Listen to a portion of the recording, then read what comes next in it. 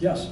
Our present governor said that expanding Medicaid was pretty much a difference between right and wrong. He painted it out to be that simple. From everything I've been informed with, Medicaid expansion will only work well if there's an increase in the provider reimbursement rates due to a shortage of physicians that treat Medicaid patients.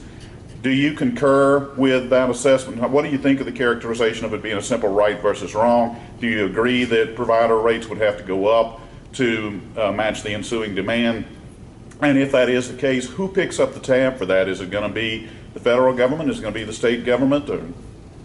Yeah, this is a very important and timely question because Medicaid clearly is breaking the budget of not only Louisiana but other states as well. And the problem is this. A Medicaid patient in Louisiana and in just about any other state is hard-pressed to find a physician to take care of them. They end up in an emergency room. That's where their first encounter is with a physician, and that physician then has to take them on as a patient because of federal law. But the fact is, we need to shift the care to an earlier phase, more prevention, more early interventions, and you can't do that in the emergency room. It's too late.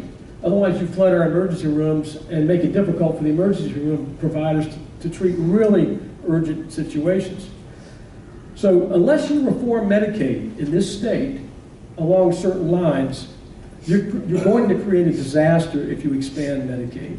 It's going to be very expensive, and you're going to flood our emergency rooms.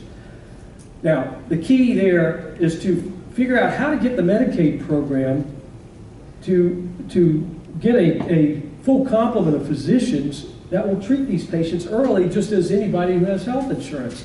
And that means you have to fix the mismatch between reimbursement and cost, because physician practices cannot withstand. They won't stay in practice for long if they solely provide Medicaid. They just can't. The math doesn't add up. Those kinds of reforms are going to be absolutely necessary. Otherwise, this is a recipe for disaster.